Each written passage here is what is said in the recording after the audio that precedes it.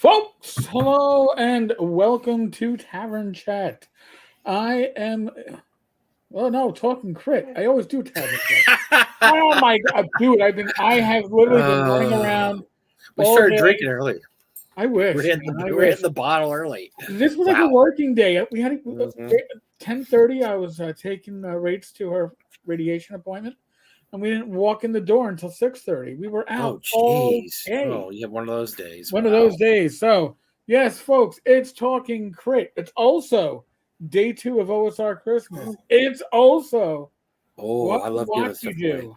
You know, this week in WotC. Oh, you know what? We're not even going to do. You know what? We've only got a few weeks left of the year. It's not even This Week in Gaming Stupid anymore. We're just going to call it. It's officially named for the end of the year. This Week in WotC Stupid. This week in WotC. All right, this week in WotC. And here's the funny thing, folks. We thought, WotC just couldn't. They couldn't double down. This is like when you're like, you're playing blackjack, and I haven't played blackjack in ages, and you got a 3 and a 2 showing, and you're like, "Hey, I'm doubling down." You can't double down. No, I don't care. I want to double down. No, you can't, man. Why would you? Don't double down. No. Just walk away from the table. No. Watch. He's like, "Oh man, hold my beer." You thought last year the OGL we can't top. Oh boy, we can't top it, but we're gonna come close. We're gonna hit that kind of stupidity. Oh my gosh, they're yapping away in the chat. Oh my god, So we're gonna cover that. We're gonna talk about why companies do that. By the way, some people have the wrong idea that this is just the most horrific thing ever. When pretty much now every major corporation does this. This is a bookkeeping thing that makes your first quarter look awesome because you just took all the salary off there. So it's not unexpected they did this, but it just, like Eric says, on top of everything else into this year, let's go ahead and throw some more poop on the pile, because why not? And there's some big names that got hit too. We're going to go over all the names. Enworld has a very handy list. Yes, there. We'll bring up the Enworld page. I've been sending people to Enworld with yesterday's video. Enworld is doing a great job of being the central repository of keeping up with all these names. Got to give credit where credit is certainly due. Yeah, they're doing good. I don't know if the audio is cutting out for anyone else but you, Helen. God. No, I'm fine. I hear everything. I hear Enworld. Enworld has been doing okay the last year. They got rid of a lot of dead wood that used to work there that were really not very good people, and so now they're seems to be more hands-on, so things seem to be working out a lot better there. Yeah. We'll talk about that a little ball. OSR Christmas Day 2 drawing. That's why Jen's here early because it's like the devil at ears went up and they went, ooh. Oh, she knows when there's a drawing. Oh yeah, she knows when there's a drawing. Radar, bing, and there she is. So, but yes, we got some good stuff to give away for OSR Christmas, which is cool. I love giving stuff away. That's so fun.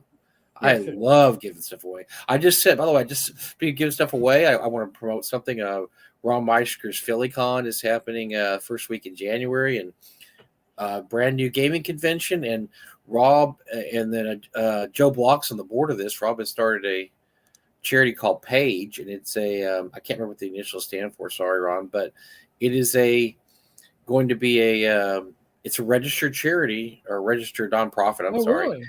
And they give money to old gaming people in the gaming community who are like some of the older gamers. Like let's say like Darlene. Darlene's had a lot of problems the last couple of years to do with her house. We've run some auctions for her in North Texas. She's had some fans come by and paint her house. I mean, she just ran into some issues with her house. She couldn't keep it up, and so they're going to help people like that with this. And I just packed up a whole giant box of stuff to send off and be auctioned. And they're going to have an auction, but some of the stuff is going to be designated for this nonprofit page. And like I said, our buddy Joe Block is on the board of this. I think they sit around, they vote who gets the money, who needs the money the most, and who gets it. So it's a really good. The gaming community. A lot of these guys, they work there, and they didn't really have a. I mean, some of the guys are really smart. I mean, I'll tell you, a smart guy was Alan Hammond. because he worked there. He bought stock. Right. He has a great story about when they fired him. It turned out there was a codicil in there. When you fire somebody, you must pay them their stock dividend immediately. And at that point, stock was really high at TSR, and he had like 8 or 10 shares. He's like, okay, pay me my $50,000 or whatever right now. And they're like, oh, damn, we fucked up.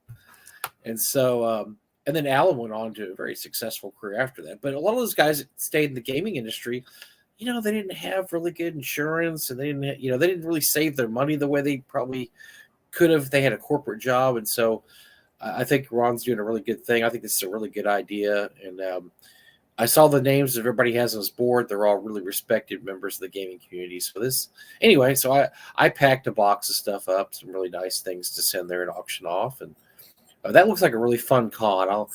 I'm not big on traveling to Philadelphia in January, the first week of January, but I may have to make that one of these days because it does look like it's a really fun.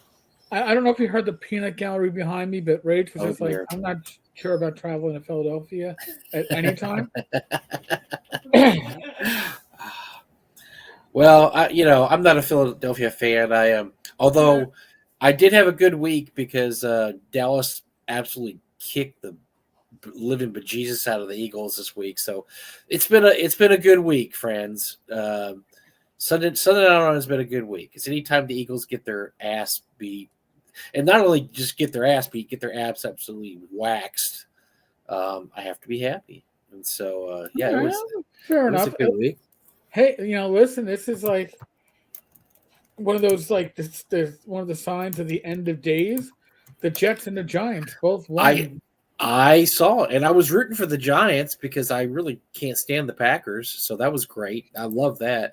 That kid's pretty good, man. The kid they got, that just some undrafted New Jersey kid. Yeah, it's like, and what I love about that is like, and he lives at home with his parents and younger brother. Yeah, because he's also making NFL minimum.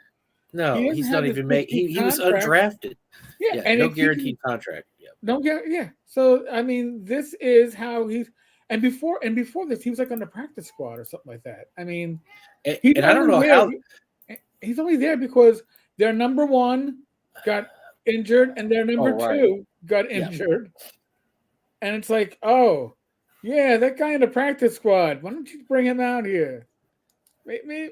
Well, I watched that. So I watched the Jets game because for some reason it was the only game on regular TV here.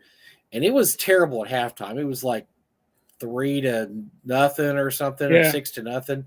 But man, I don't know what got on the Jets after halftime, but they absolutely laid it on the Texans. That was a butt whipping.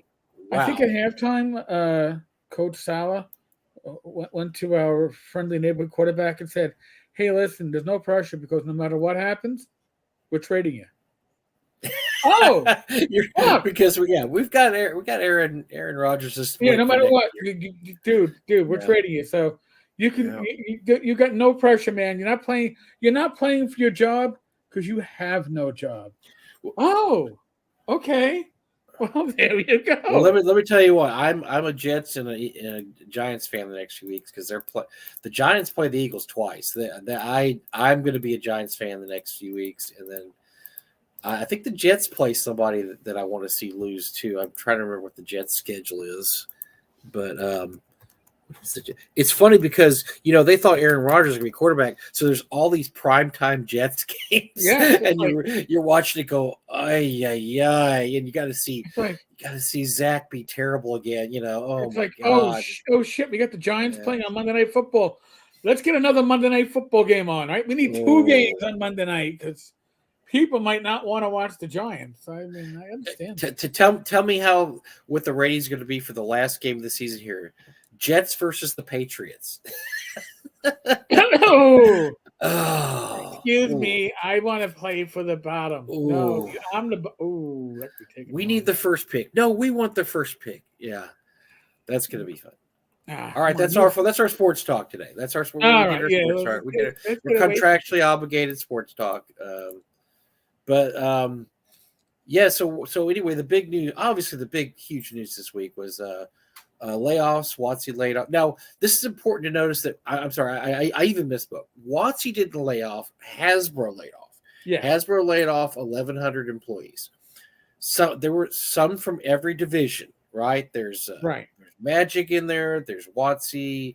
There's the gaming division. But this is, and a lot of people were like, man, how dare they do this for Christmas? This is just so cold. WotC really are the devil. And so for this thing only, I'm going to say this is just corporate America. This is not WotC and or Hasbro being idiotic. This is just something now that every corporation does because it cooks the books to make everything look great in January because you just shed all this salary. And with salary, you shed benefits. You end up saving. I think I read something I was reading something over the weekend that every employee they let go is $150,000 back in their pocket because not just salary but benefits and all the other stuff too. Health benefits, your potential matching on your 401k. Not saying pension because we know we're not talking pensions in this case. But just think if you lay off 1,000 people and times $150,000, that's going to make your books look great first quarter. Oh, look at this, man! We did good, especially in a year when Hasbro didn't have a lot of hits. WotC certainly didn't. Eric and I were talking before the show. The only thing that saved WotC's ass this year is they had Baldur's Gate 3, which goes on the slate for this year. Right. And the thing is, they're getting a percentage of sales, so which is great. But that's already dropping off. Yeah, so that's just for this year. Yeah, after this year, yeah. They don't have a big mega hit for next year. Oh, except for the core books, which are releasing 50th anniversary. Yeah, they got some big planned for that, right? May 16th, or was that like a Jedi mind wipe afterwards? Because remember, they put a date down, and then they went, oh, yeah, we can't have a date. Let's change our mind. The Baldur's Gate was unexpected. I mean, I think they thought it was going to do okay, but it got Game of the Year for a lot of publications. Got that as Game of the Year. Very popular. A lot of my friends that don't even play D&D are playing it. I don't have a PlayStation, so I can't play it. But I could play it on my Mac. I just got to buy it on Steam. So, but it did well. It did really well. And so that, and I think they thought the movie was going to do a lot better. And the movie, unfortunately, while it did respectable numbers, it just cost too much to make. I mean, it was just too expensive a movie for a niche product like D&D, but wasn't a bad movie. Eric and I both are on record as liking it. It wasn't like it made. Now you want to see a bad movie, not a bad movie, but a movie that loses money. The latest Marvel movie, The Marvels, made like $60 million or something, and it cost, they lost about $350 million in that movie. I mean, I've heard conservatively, right? Maybe more like they might have lost even $500 million. But the problem with the D&D movie was it just barely broke even, and that's not. You can't do that nowadays. You can't do that. You have to make a lot of money, and breaking even doesn't cut it anymore. Especially with a big giant tentpole movie like that. You have to make big bucks on something like that. But it lost money. It lost, because breaking even means you lose money nowadays. Breaking even does not mean actually breaking even. It means you lose, marketing costs and promotional and all these other things they figure in there. So the one shining light they had this year is Baldur's Gate 3. Everything else really didn't do well. And oh my gosh! If Eric and I could tell you what we hear behind the scenes, which we can't, we can tell you what we heard, but we can't tell you who we heard it from. But here's the thing: we can tell you some stuff, but we can't tell you our sources, right? Because some of the stuff we have from multiple sources, which is great. Which means that but it's still a rumor. If my source tells me, oh, X, Y, and Z, and I know my source has the connections to be truthful. And yet, but you can't name me or my source. Well, then you just told me that what you gave me is something that I have to bill as a very strong rumor. Right. Right. And you can't run with that stuff. We'll be discussing some very strong rumors.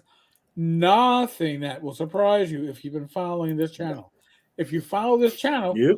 we're going to tell you, and we're going to say, as far as we're concerned, this will this validate what we've been talking about. But again, and I'm going to be, by the way, over the next week or so, I'm going to be reaching out to other creators of YouTube streams that I know that will likely have different sources. And if we can get more multiple sources to confirm what we're hearing, and with the Great Purge happening, it's quite likely. Oh yeah, didn't get a parachute are going to be blabbermouths. We might get some public confirmations. Now, a lot of them aren't going to want to say anything because they're not going to badmouth their employer and they want to stay working in the industry. Right. But there's always some really disgruntled people that this happens to, and they're like, And what's interesting is pretty much everybody I've seen an announcer from is like, I just got let go, but it's just the way it is. I mean, they're feeling pretty good about it. I don't know if they got good golden parachutes or if it's just they knew this is coming. Sort of, but I didn't see a lot of just really anger. Did you, Eric? I saw more like resignation. I saw a lot of mourning and disappointment. And listen, when people on their little public posts go, "Oh, and if you need a sensitivity editor, please keep me in mind." These people are trying to get that stiff upper lip, but you just lost your job, and you lost your job in the holiday season. And they probably, the way this goes is they probably got their 2 weeks, month salary, yada yada, whatever. But it's not going to help you in January. You've got to. So right in the holidays, right when nobody's hired, because everybody does this now. Everybody lays off people. So right when everybody's laying off people, you got to go out there and find a job, unless you're, independently wealthy. And Eric, how many people we know in the gaming industry are independently wealthy enough just to take 6 or 8 months off? Is it this many, or is it maybe that many? No. I can count them on. Well, you know what? I can count them on an AI hand. How about that? I can count them on an AI hand. Yeah. They got the 4 fingers. Yeah. Maybe. Yeah. If you're Lisa Stevens and guys, but seriously, it's just they've got to get out there and fight. It sucks. I mean, it's like anything else. It sucks. It just sucks more because we can put faces to these names. So I guess we should talk about exactly who got let go, because it was 1,100 employees. It was across every. Like I said, it wasn't just. It was Magic employees. It was WotC employees. It was Hasbro employees. It was a lot of general employees. It was pretty much across all areas of Hasbro that these cuts were made. What's interesting, I think this tells you something too, because usually you're not cutting people from successful departments. The fact that they were cut from every department, I think, tells you something, because if you're listening to the drums, if you're listening, the last 2 releases from Magic were not great. They did like Magic stuff usually does. They sold well at first, but they fell off real quick. And so Magic did not have a good year this year. And Magic is usually their bell cow, but they did not have a good year this year. And obviously, as you watched our show and kept up with the news and watched Professor Dungeon Master, by the way, thumbs up, Professor Dungeon Master. He mentioned my buddy Eric today. So that's cool. That's awesome when somebody that popular mentions us. Yes. But these guys have been telling us that that WotC's not doing good. So we know that WotC's not doing good. If you look at the Hasbro, the stuff they've been releasing, board games are down. Games are down. I mean, they didn't sell a ton of games. Nothing really hit this year that was just, like I said, the one big hit they had was Baldur's Gate 3. Everything else just kind of didn't click. They didn't have a Beanie Baby this year or a Cabbage Patch or, whatever. Nothing really just clicked enough to where, oh my gosh, this is going to save the holiday season. Right. Nothing like that at all. So why don't you tell us some of the names that were, and we'll talk about some of the names too, some of the names of people that got let go. So when you recognize a name, feel free to pipe in. But D&D designer Dan Dillon today was my last day at Wizards. Not sure what's next. Now that's somebody. He's actually a talented guy. He used to work for Cobalt Press, and he actually got poached by WotC from Cobalt Press. He worked there. He did some really good work with Cobalt Press. He was put in charge of a product that failed, but from what I understand reading, it was not his fault. It failed. That's the Deck of Many Things. It was supposed to come out this year. They got the proofs in, and everything was bad. The pasting up was just terrible. It's a terrible product, and he got blamed for that by a lot of people. But I saw a couple of people came out and said, no, this was a production issue. It was not his fault. But he was a pretty big name there. He's a big designer there, so that's interesting. Graphic designer Tristan Falcone. Now I don't know if Tristan really lost their job, but he apparently knows many that have. To everyone at WotC getting cut today, and especially my fellow D&D team members, may your talent and passion be recognized and rewarded by the lucky teams that snatch you up. You are irreplaceable to other studios. We are losing incredible folks. Scoot them ASAP. It's Hasbro's loss. Oh, by the way, let me say something real quick, Eric. So I noticed a lot of people, they're getting cut. A lot of people were on their page going, hey, man, no problem. You know, Cobalt Press needs to snatch you up, or this company needs to Paizo needs to snatch you up.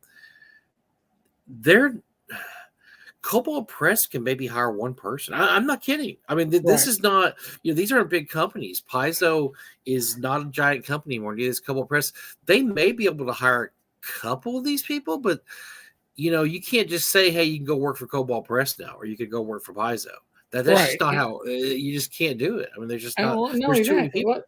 A lot of these, folks, just so we're all on the same page here, okay? Paizo is like I don't know. Wizards of the Coast is the pro team in the league right now, and the only one playing at the major leagues. Paizo is all right. Maybe they're the classic Detroit Tigers when they were always losing. I mean, compared, but everybody else is anywhere from it's a farm team, a AA, AAA, single A farm team. Cobalt Press is a really good AAA farm team. Yeah. That's why Wizards poaches from them. The poaching doesn't go the other way around. Mm-hmm. They can't offer what WotC can offer, and so that's absolutely true. And typically, if you go, you can kind of do the Monty Cook thing, whatever. You work for WotC for a few years, and you branch out on your own and make a lot of money on your own. That's Wolfgang did that too. Wolfgang Bar with that's what you want to have. Lisa Stevens was another WotC employee. And that's the dream. That's what you do is you work for WotC for a while, you bear off your own. But getting laid off is a different story because you didn't choose your time and place of exit. You're just being told to get out of the building, and so you may not be ready to break out on your own. Maybe you don't have anything in place, so maybe this is a tough time. This is a tough period for you because you're not planning to do this. It's different for people that leave under their own terms, like Monty and Wolfgang. Those guys, they left under their own terms. This is different. This is like, hey, you got 30 days to get out. Like it's like having to move the warehouse this summer. We had Gary and I had to move the warehouse. You have 30 days, get on out. Well, we weren't planning on moving the warehouse in August. Well, guess what you're doing in August? You're moving the warehouse. So kind of the same thing here. Don over with the tower. Question: is this a layoff or a termination? I ask, as there is a difference sometimes. They're couch. I'm sorry, Eric. Go ahead. Yeah, it's. I guess. Hasbro is laying off 1,100 people. Now, in those 1,100 layoffs, I am sure there are some that were, this is the excuse to terminate that we've been looking for. We've all seen that happen. But technically, they are, I guess, layoffs or downsizing. Yeah. Well, layoffs, it has the cachet that, we can always ask you back when we start doing better and things change. But these are basically terminations. They're not asking these people back. No, this is a cost cutting measure, and especially when you see the titles of people being let go. All right, because these are people go ahead and upper management. They're not executives, but this is upper management, which likely means higher salaries, more compensation. So it is more cost effective to let them go. Dixon DeBow, creator relations. Words cannot describe so many talented friends and coworkers simply gone. Art director Bree Heiss. Much to my surprise, it is my last day at Wizards. If you know anyone looking for a sassy art director with some mad skills, please let me know. These are people that aren't ready to be sitting down collecting Yeah. unemployment for 6 months. Senior development director Eton Bernstein. Hi, This is a folks. big name. This is actually a very big name. This is probably among people who were let go. This is probably the second biggest name, I would say, of people that you should either know or should know because they were pretty high up in the company. I was one of the people laid off during a Hasbro layoff this week. I know 4 other people on the D&D team who confirmed they were affected, but I'll leave it to them if they want to post about it. This includes folks in the art, design, editorial, and product management departments, and that's just who I've heard about. I have a giant ball of emotions right now. I haven't figured out my next steps yet. If you know of an opportunity that might be a good fit for me, please let me know.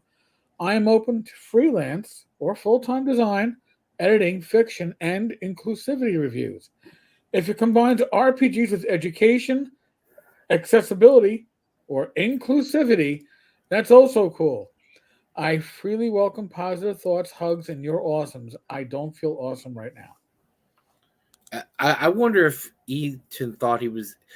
Some of these people, I'm not surprised. A lot of people were surprised he got let go because apparently he's, like I said, he's pretty high up in the hierarchy there. But I wonder. I think some of these people that we'll talk about later on in this list weren't surprised, but I think he was surprised. But that's just Definitely from the way that came out. Absolute speculation. Yeah, absolute speculation on my part. So yeah, no, but it certainly sounds like it wasn't expected. Yeah. Amy Dallin, D&D Beyond producer host. Now this is an interesting one. I think this is very interesting. I'm deeply proud of the work I got to do for D&D Beyond and Wizards. Thank you to everyone who played a role in those many good memories. I'm not sure what's next, but I do hope you'll continue to support the incredible colleagues who remain, who I'll miss very much. I heard a lot of people commenting that this is kind of unexpected. Well, at least they thought, because D&D Beyond, yeah, that's interesting. They're cutting their producer host. I think that's very interesting. Larry Frum, Senior Communications Manager, is part of the recent Hasbro headcount reductions. I have been let go from Wizards of the Coast, effective today. I cannot tell you how honored it has been to work with the wonderful and talented people at WotC. Being a part of Wizards was a dream come true for me when I joined a little over a year ago. That really sucks because it means you left another job to take this one, and then you don't get to keep it. It's time to start a new game and roll for initiative on my next adventure. Please let you know if you hear of anything where I might be a good fit. Excited by what is next because what is now sucks. Mike Mearls, previously senior management on D&D, but who has been on the Magic the Gathering team for a few years now, is also one of the people let go, along with many other people working on Magic the Gathering side of WotC. Yes, I was laid off by WotC. Yes, I'm doing fine and excited by what's to come. And yes, I have a pretty amazing circle of friends. I'm going to take a nap and then get back to the work of forging the future. Okay, well, we're going to stop and talk about Mike for a while. So, Mike Mearls, I know some people here hate him, love him, hate him, whatever. You can do whatever, but he is a very influential figure in the last 10, 15 years of Dungeons & Dragons. He was on the lead development team for 5e, which is the most successful version of D&D ever made. He apparently, I didn't know this, was a big cog in the Baldur's Gate 3 machine. He did a lot of work with Baldur's Gate 3, which we're finding out is, probably one of the most successful computer games come along in quite a long time. He was. I'm trying to think how kind of inside sources tell us that he was kind of in a power struggle, and he kind of lost a few years ago. He was hammered because so there was a mini scandal because he basically had some people. Two mini scandals, but yeah. Yeah. Well, the big mini scandal was, or one of the big ones was hiring Zach Smith and Pundit to do whatever review of the material that was going to go into 5e. And of course, this is before Zach got absolutely outed and slammed by Mandy and all that stuff. So I mean, I don't know how you can blame him for a scandal that didn't happen yet. I mean, yes, Zach's always been an asshole, but right. But he's a talented asshole. So I mean, I don't know why you say, oh well, you should have never hired him. Well, he didn't know all this crap was going to happen with Mandy, and. Yeah, I mean, Pundit's Pundit. Okay, so you know what you're getting with Pundit too. But you also had Joe Block, the Grey Hook Rocknard, I believe, was also one of the ones. Yeah, I mean, he just was reaching out in the community and just found people, and so he got hammered on social media for that because also apparently when all this stuff started coming out, he was like, well, we're going to see what's going to happen before we're going to comment on it, which is the corporate thing to do. But didn't please some of the people out there. They're like, no, you must immediately, say Zach Smith is the devil, and which right. As Eric is so fond of saying, wouldn't cross the street to piss on him if he was on fire, But so yeah. I mean, he got in trouble for that. What was the other one? There was it not inclusive language he used? No. Women well, there was something about that. But the other issue, and this is what Mike, I'm sure you've heard this, is that when he hired Satine to be community manager, he blindsided the rest of the management team by not revealing her past employment in the porn industry.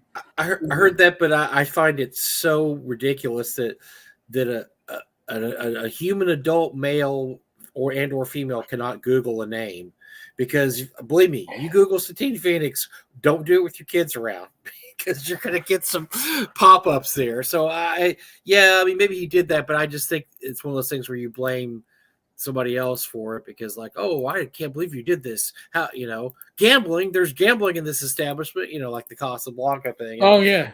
Yeah. I mean, come on, you need to, I can't believe you. Oh, we're hiring Satine Phoenix. Oh, they don't Google the name. Like, oh, ouch.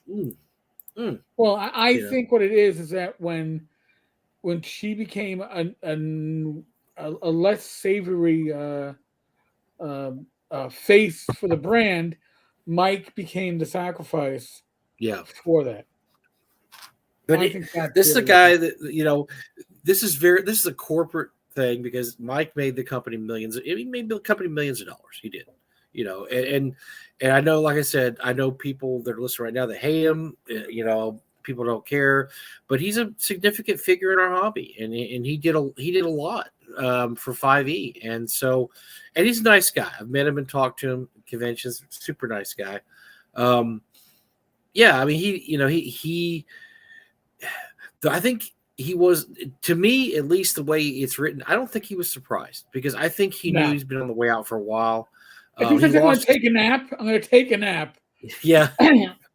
He lost his power struggle. Some people say there was a power struggle with him and then Jeremy Crawford, and the Crawford side won. I don't know. This is speculation. I've just heard this. And then he shuffled off to the Magic the Gathering. So he's been working on Magic the last few years. He has not even been in the D&D world. He's been in the Magic world. But Mike's going to do just fine. He's a talented individual. He will land on his feet probably more than a lot of the people on this list because he has chops and there's people that are going to want to hire him to do things. So, but regardless, that's a pretty significant name. Yeah. He's been with the company a long time. Like I said, he made them millions of dollars, under his stewardship. So, and some people don't like that because they hate 5e. Oh, well, it's good for that. Get rid of him. Some people don't like him because he hired Zach. Oh, good, But love him or hate him, he was a big part of the history of WotC the last 10 years. So that was probably to me that was the biggest name on the list by far. Yeah. No, and listen again. love or hate Mike, when they were working on 5e, he reached out to people influential in old school gaming to make sure that their input was used. And he, the dedication that used to be in the beginning of the player's handbook, the dedication was in the beginning of the basic rules. Mm-hmm. It had to get wiped because And by the way, I've talked. Mike Mearls is an old school guy. He. So when Eric and I talk in the last few weeks about how the company is no longer people who used to play D&D or know anything about D&D, it's all these Microsoft corporate suits that try to lie to you and say, "Oh, I played D&D once upon a time." Yeah, right. Whatever. You didn't play D&D. You played D&D once when they rolled up a character for you and you played for 2 hours. And that's no. So he's a guy that he is a D&D guy. He is. He's a guy that knows the game, and he knows old school D&D. He's a fan of old school stuff. He's one of the people that Eric and I talk about that the company is losing, one after another. The people that actually know about gaming, that actually game. So it's a shame. I only met Mike Mearls once, and that was at Gary Con years ago. I was under the impression that Adventures Reincarnated, the reprint series that Goodman was doing, was because Mike and Joe worked it out between the two of them, because that was certainly a little throwback to us old school gamers by including the originals in these reprints, new prints mashups. So Terry asked, my question is, why did Mearls stick around watching? That's the case because a job's a job. I mean, working for Magic's no slouch job. I mean, he went to go work over at design part of Magic. I mean, that's not, you're not taking second best leaving WotC for that. That's a parallel move at worst. So he's probably making good money. It's not like he took a pay cut probably. So I'm not surprised he stayed there. You stay there as long as you can. Yeah. And I'm sure he liked the work. He seems like a kind of guy that likes that work. So, all right. So, David McDarby, game designer on Magic the Gathering. Sadly, my position at Wizards of the Coast was eliminated today, along with many others, due to the Hasbro layoffs. I've absolutely loved working on WotC and making Magic Tabletop MTGO. I'm guessing that's the online MTG Arena. Yep, the best it can be. These past 9 years, and I'm looking for my next opportunity. These are people that did not. I'm looking for my next opportunity, which means I did not see this coming. I wasn't looking before, and I did not expect to be eliminated. Absolutely. Paul Cheon, talent manager. That's just a weird title. I expect to see that like a 3-ring circus, but in any case, unfortunately, I will no longer be working for WotC. As I was one of the many that were hit by the Hasbro layoffs. I was an absolute dream to work on the game that I've loved playing for over 20 years. Future is unclear, but I may fire up a stream after the new year. Oh, I'd love to. Oh, got to pay attention to that. I mean, maybe he'll have some goodies. Yeah, or it might just be a live play. Crap. Right. Yeah, I know. Rob Sather, D&D art manager. Yesterday, I was surprisingly my last day at work at Wizards as D&D TRPG Studios art manager. Oof. My position was eliminated. Nothing to do with performance. So again, these are positions that are going bye-bye in a lot of cases. It's not like we'll let you go when we're going to replace you or move somebody up into your position. By the way, that's going to be a theme. We'll talk about that a little later, too, because that's going to be an interesting theme. We'll explain some things to you about that, too. Yep. Can't even utter a snarky quip or lighthearted anecdote. Just feeling gutted. So, other confirmed folks includes Chris Lindsay, who created the DMs Guild. The creator of a storefront that makes WotC free money. Bingo, yep. Gone.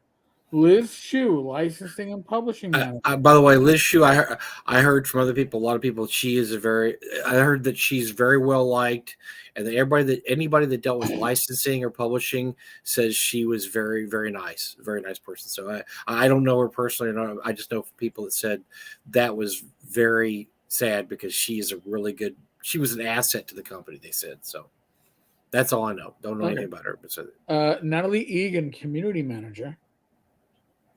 Jesse J. Hill and art director. Oh, sorry, community manager Jesse J. Hill. Actually, this is weird. Yeah, they screwed up something here. And art director Mike Valancourt, Vanessa Kuanen, associate systems administrator, Michael Rexford, system data scientist. That's an exciting name. Or title. Ellie Lockhart, analytics engineer. Jana Hodgkin, technical producer.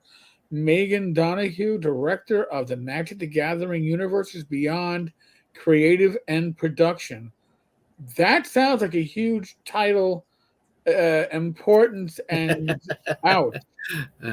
Desiree Dawn, program manager. David Hartless, D&D Beyond director. Now this is strange, right? Like, why are you hitting the digital markets that you are going to be relying upon so desperately? You're taking out a director position. Shay Pierce, senior software engineer. That's as we went live. That was the updated list. So we just read. That's about 15 names there, maybe 20 names. Now remember, 1,100 people were laid off. This is a tiny percentage of the people. This is barely 1% of the people left that were laid off. Of 1,100 people. So just people were. I just got a note from somebody that just must be watching the show, and I don't know if I should say their name, but. Liz Shu was the D&D head of licensing and publishing for 28 years. Whoa. So she goes back to the TSR days. Wow. That's pretty sad then. No wonder everybody liked her so much. I get you don't stay at that job if people don't like what you're doing. So that tells you too that when this chopping block came down, it wasn't coming from within WotC. This was coming from Hasbro above.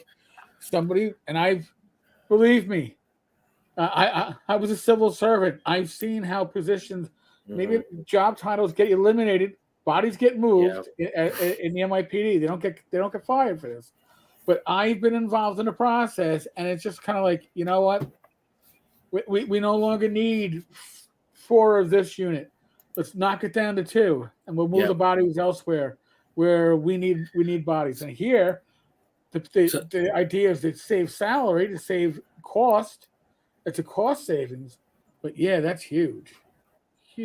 So looking at this list, I don't know the inner workings of WotC that well, but somebody that did commented to me and said that you and Eric need to talk about the fact that the sections that were gutted were sections having to do with publishing. Okay, so more than anything. Can we delve into that then? We can. I mean, but I'm just saying this is obviously can't say our source here, but this they told us to talk about it. They said you can talk about this. You need to talk about the fact that these were people having to do with the publishing side that they decided they don't need them anymore. He said as he stroked his beard. So now here's the interesting thing. Last week, I got an email from a member of our community who got information from a source that cannot be named because they didn't want it going back to the source, that D&D, WotC, but specifically the D&D tabletop brand that we know was going to be transitioning to digital over the next 2 to 3 years. Now, we have heard from a separate source that the WotC warehouses are full of unsold 5th edition books because they've been overprinting the shite that nobody wants. Right. We know that. So if you don't have to print shite that nobody wants, I mean, all right, I shouldn't put it that way, but if you don't have to print books, you're not stuck warehousing books. That's a huge point, and we've already seen huge storage is a gigantic cost, and And what do you do with it after? I mean, they've already issued digital editions of a lot of this stuff. What do you do with 8,000 piles of Spelljammer that Right. nobody wanted to begin with? I mean, all you can do is what we've seen having been done, which is discounted on Amazon, deep discounts. I still regret paying my $100 or whatever, $70, because the next month it's $30 for the Spelljammer. Like dumb bad Mike, should have waited. I mean, this is. We all saw the. Maybe you didn't. The Ollie's, which is a discount store, was a huge discount on some recent deep discounts. I mean, when I say recent, 2023, 2022. It's still there. There's Ollie's over by my house. They still have all that stuff. Well, some of them sold out already, depending on we're where talking you are. $50 board games for $20. We're talking terrain sets, which looked really nice, for $3. Those things are $25, $30. So no, Mike, they're more than that. Oh, really? I didn't know they were that much. No, hold on. Lord. Hold on. Here, so let me. I need to go buy I'm gonna pull up the ad. 1 second here. I need to go buy some because the terrain sets. If you get a chance to look at those terrain sets, those look nice. I would for $3. I'd buy 10 of those. I'm not joking. I'd buy 10 of those and use them in my gaming group or give them to people. I mean, that's cheap enough just to give away. And those terrain sets were nice, I thought. Yeah. For me to get to an Ollie's, it's about an hour and 15-minute ride from my house, and I'm pretty close. I need to check it out. All right, so hold on a second. Let me get this. But yeah, so this is just a general trend, not just the fact that Eric and I talked about this all this year, was how something would come out, then you'd see it 2 months later on Amazon, just prices slashed. And you're like, wasn't that Spelljammer set $100? How come they selling for $30? Well, because it's better for it to sell at $30 than to be stuck in a warehouse taking up space. And so there was deep discounts of some of that stuff that came out this year. So here, I'm going to give you that great Warriors of Krynn board game. That's $50, right? That's $99.99. Oh my God, that's $100 board game. It's on sale for $9.99. That's insane. Campaign cases, which I believe are originally $55, $2.99. Those are the ones like the terrain set. There's a terrain set and there's a creature set. Those are really nice. There's two. I have no use for them, or else I probably would have made that ride. I don't know if it's still out there. There's one out in Long Island. Warriors of Krynn game. That's a $50 game. A $50 game for $10. You cannot beat that. I'd pick that up if I saw it just to have it. So the deluxe one includes the deluxe version of the board game includes the hardcover module. This is not the deluxe. Apparently, that's why. Yeah, but that'd be worth buying. This stuff is new. Classic action figures. I think they're normally $20. They're on sale for $9.99. Great for stocking stuffer if your kids are into this. Yeah. Okay. So, Nunzio, why are we talking about this? How does it relate to the OSR? Listen, the OSR is like every other little ship and boat and raft that's in this bay. And whenever WotC takes a dump, there's going to be a shakeup in the bay. But when WotC does well, everybody does well. When WotC starts doing poorly, the hobby itself tends to do a retraction. It's called the Starbucks effect, because somebody noticed once upon a time that when you have Starbucks in your town, you think that normally you put all the little coffee shops out of business. Instead, it had the opposite effect. Coffee shops would do better with Starbucks in town, and they call it the Starbucks effect, which is that a rising tide raises all ships. The fact, hey, I'll go to Starbucks today. Oh, Starbucks is full. I'll go to the mom and pop across the street then. I'm not waiting that line at Starbucks. Forget that. And so, it's one of those things where everybody does well if the lead horse is doing well. And since WotC has this unprecedented string of success with 5e over the last decade, everybody's done pretty good. All these smaller studios are doing good. OSR people everybody's doing good. Yep. When WotC starts sinking, it's going to have an effect on the whole industry. Not just probably not even just G&D, but everything involved with tabletop gaming. That's why this interesting strategy that they're going to switch everything over to VTT is even more interesting, with the fact that, look, all these other companies can't switch to VTT. They're stuck doing what they're doing. So WotC's taking a big risk here, I think. I mean, I know they think it's the way to go, but if they're basing their information off what happened during COVID, they're screwed, because we're already seeing what happened. What happened during COVID was they hired another 25% more employees because they were so busy. Everybody was stuck at home during COVID.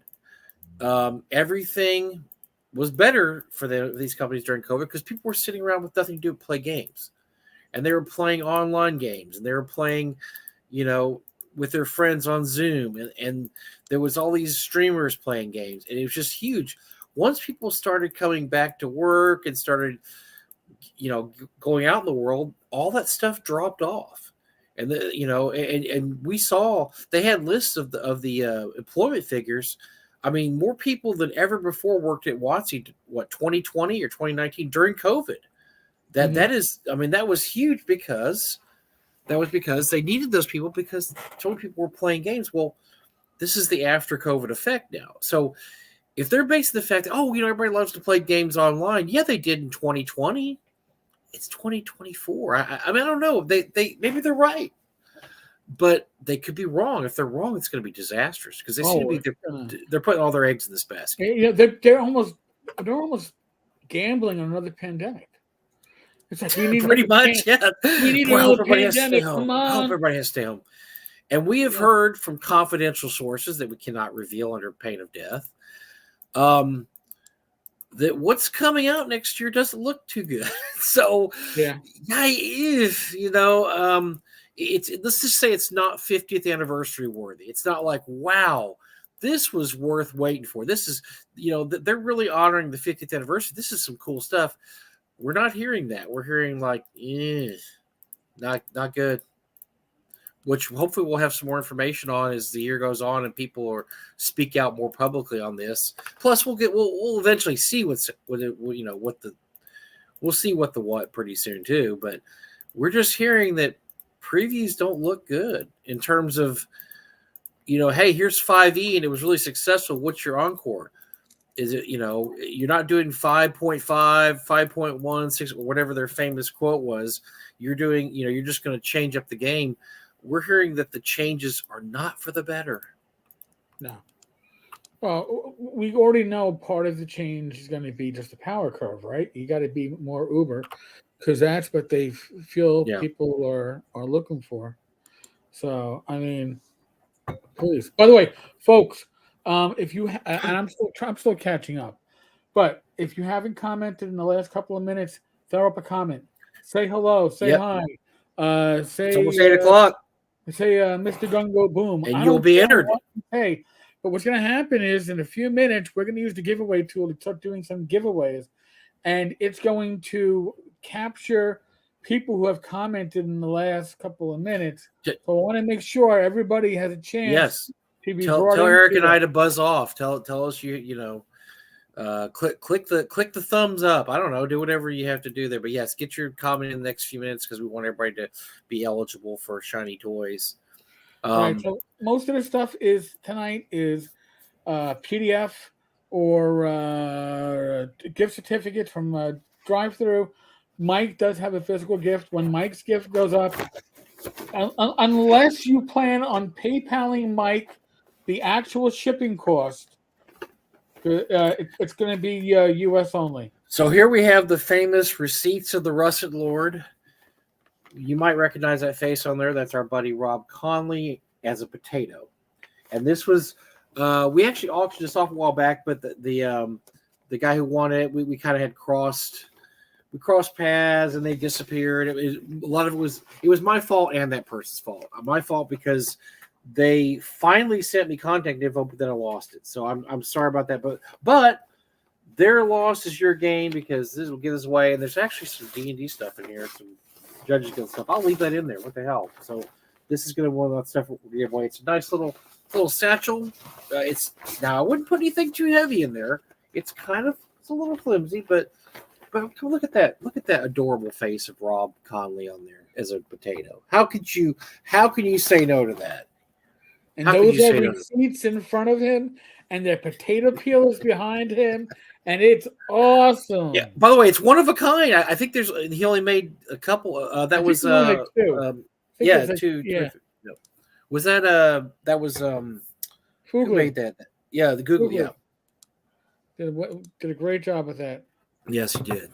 So yes, it's potato. So anyway, this is they're cutting a lot of people out of their paper production department, which tells us that if you follow the clues as Scooby-Doo would do and Shaggy, they're not counting on their written division in much of the future. They really are, as everybody said, they're moving online to VTT. They're throwing their eggs all into this VTT basket. And that's a bold move, Cotton, as they say, as the meme says. That's a very bold move. So we'll see. They have got a lot riding on this. This has to be a absolute surefire hit.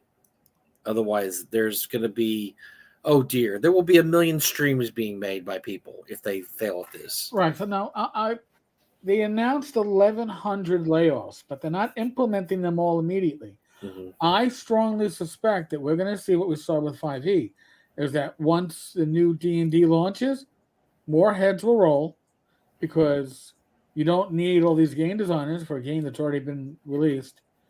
And once the VTT releases, more heads will roll again because you don't need as many programmers once that VTT is up and running. Always happens. So anyway, very interesting. Very interesting. We're getting lots of little inside tidbits from people who are like, by the way, don't use my name, and they're throwing us stuff. Some of the stuff we can't go with because we just don't have any confirmation on it. But sometimes we get 2 or 3 people say the same thing, and that's kind of like, okay, there's something to this. Or there's somebody that has inside info. Like we know that they have inside info because we know who they are. And they're like, it's not like we're meeting Deep Throat in a parking lot in Washington, D.C. garage. We know who the people are, and we know that they know this person. They're saying, hey, I heard from this person that this happened. And we're like, whoa, that's spicy. That is very spicy. Spicy hot. Yeah.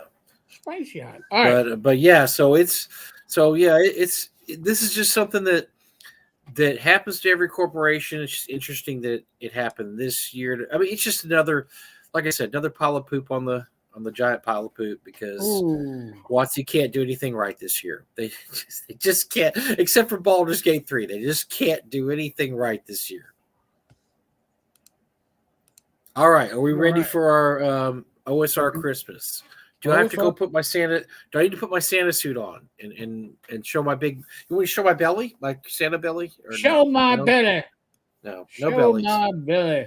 I don't have my Christmas hat here. With it. So, you know what? Hold on a second here. Let me put that there for a second. I gotta put up the banner with the email address here. And tell us what our first prize will be. Our first prize.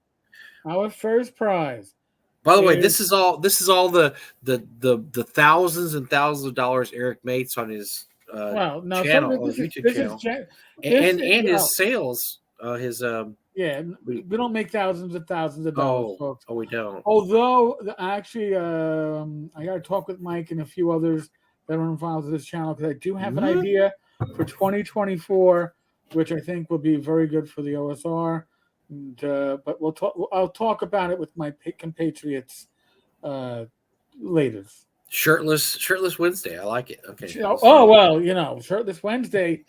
You want to see Oh, nobody wants to see my man boobs. Nobody wants to see these boobs. All right. Nope. First is a digital set of all 3 handy map content, dungeons, caves, and strange locales, Ooh, sounds buildings extremely and useful. structures, and towns and villages from Monkey Blood. So this is Glyn Oh, Seal. Blood stuff's always good. Always good. This sounds excellent. I like it. All right. So this is Glyn. God bless Glyn. He's always been very generous with this channel and the blog. So, and I have not been keeping up in your comments. I'm sorry, but we are going to. Yeah, you guys talk among yourselves. We're going to do the giveaway now. First giveaway. It's got 29 entries. Whoa! Here we go. Oh, what's Jen going to win this year, or is she going to win? Up. Oh, David! Thompson. Oh, look at that! A fellow good thing that we're not mailing it. It's going to the UK. David, you know how to get in touch with me, but you can email me at Tenkar's. Yeah, there you go. Email. Awesome. It will make things easy for me when I have to figure out what the hell I'm doing. But thank you, Good Dave. deal. Congratulations. Here, I'm just gonna squeeze up to the recent. Oh my God! Holy crap! Look at all these people. Good deal. All right. What else we got here? What else we gonna give away? Number two. It's a PDF set. It's another bundle. This time, James Mishler. James has good stuff. 12 PDF releases for Shadow Mr. Judges Guild, James Wisher. Oh, yes. And also he has the Isle of Eldisor for Labyrinth Lord.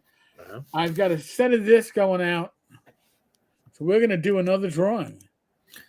Oh, good stuff. This is all, it's nice PDFs here. Mishra puts out some really good stuff.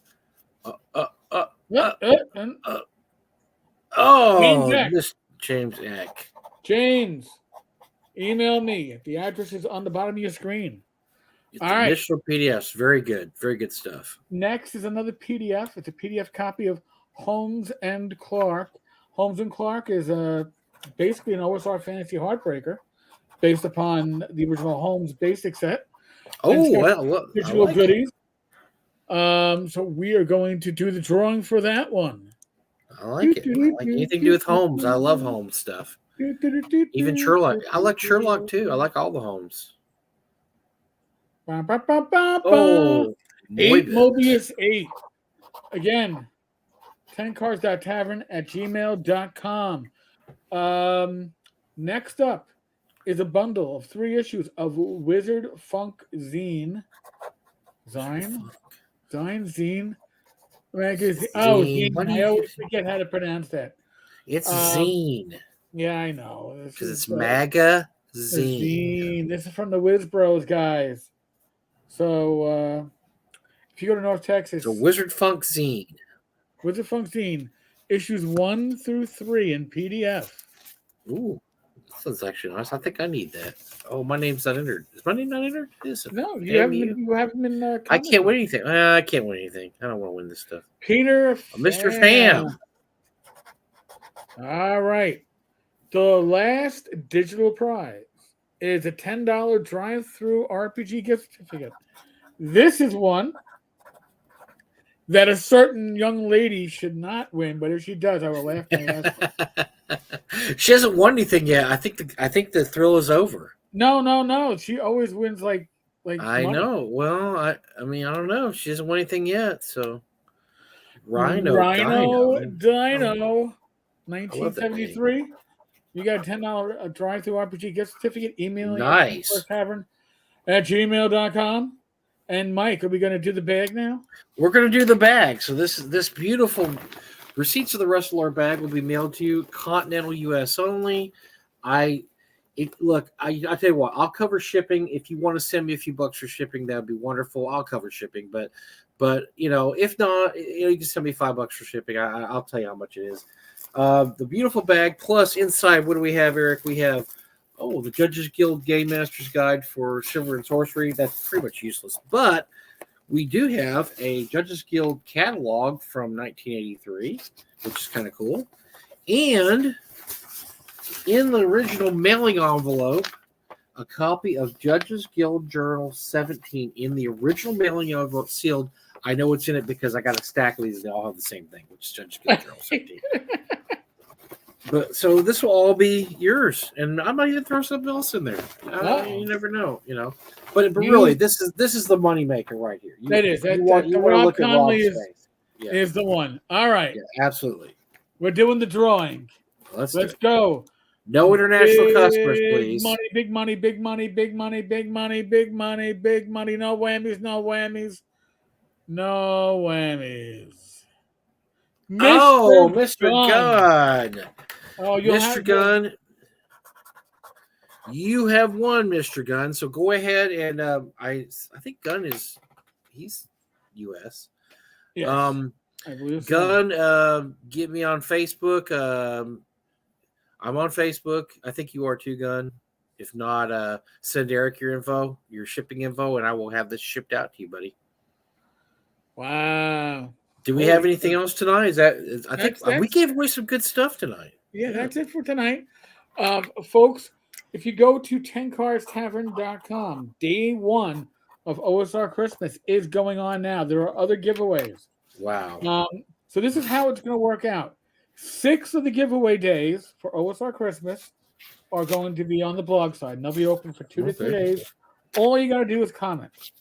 Make a comment. You're in the mix for one of the gifts. Tell us Tell Eric he sucks. That's a comment. Yeah, well, we know that already. But so after 2 or 3 days, I'll tell you how long it's going to be open for. I'll do a post awarding the gifts. The next 3 Talking Crits, these lives, are going to have giveaways. Wow.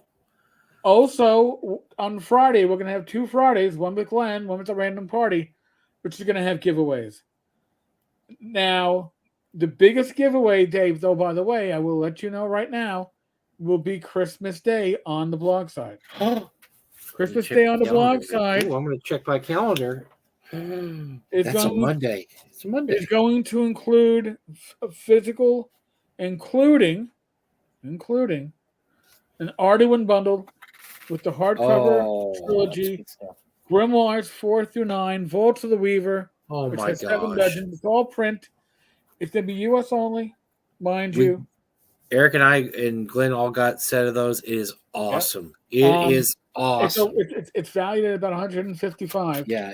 And I believe we're going to do a second physical bundle that day.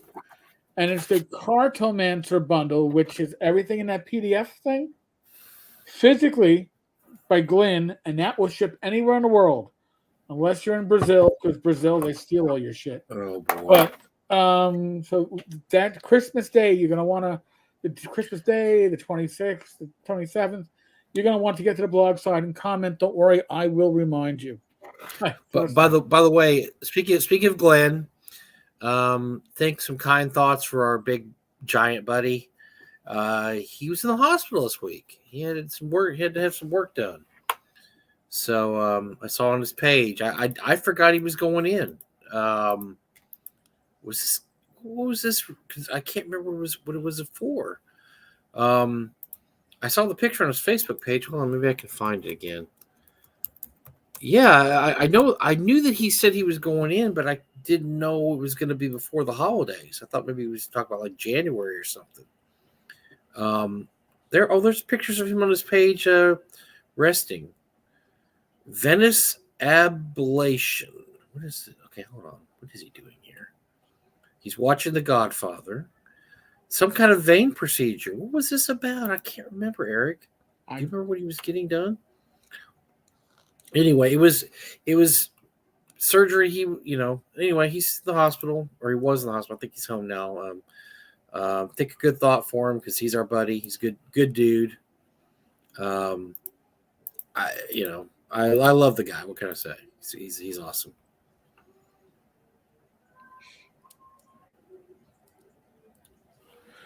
You get caught up yet? We're caught up.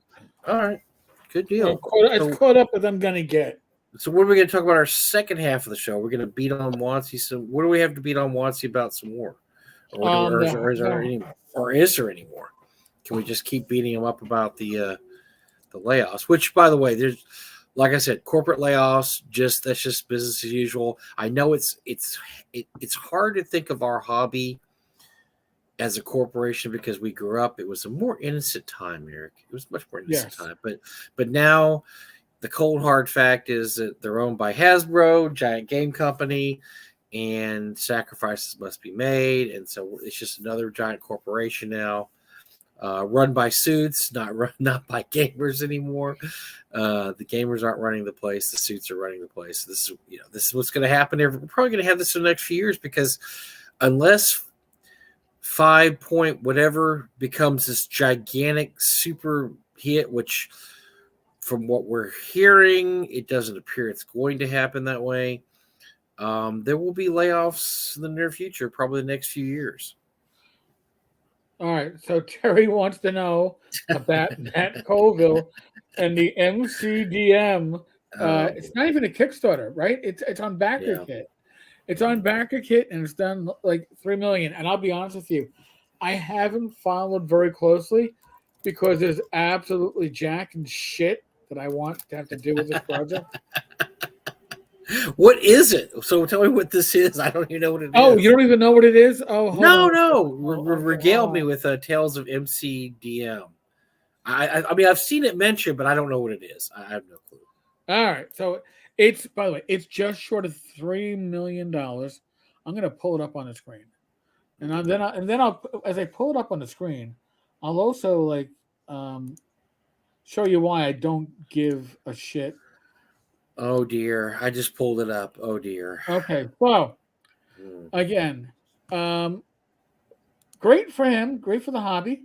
Hey, $3 million, and you know it's not using the OGL, so WotC wouldn't have gotten money from it. But you know, yeah, the artwork looks interesting. So, a fantasy RPG where your character starts at level 1, already a hero. Oh, wow, so that takes 5e and just pulls it up a notch. Mm-hmm. Maybe even locally famous. You might meet in a tavern or start in the middle of the action. In media res. I've done that. It's you don't need a new game to do that. Okay? It's right. done. Whether you're a group of local heroes set to investigate mysterious goings-on in the nearby haunted wood, or famous mercenaries plotting and scheming in the big city, MCDM RPG, which, by the way, isn't the real name, right? We don't have a name for it just yet. Okay. Make building adventures and fighting monsters fun.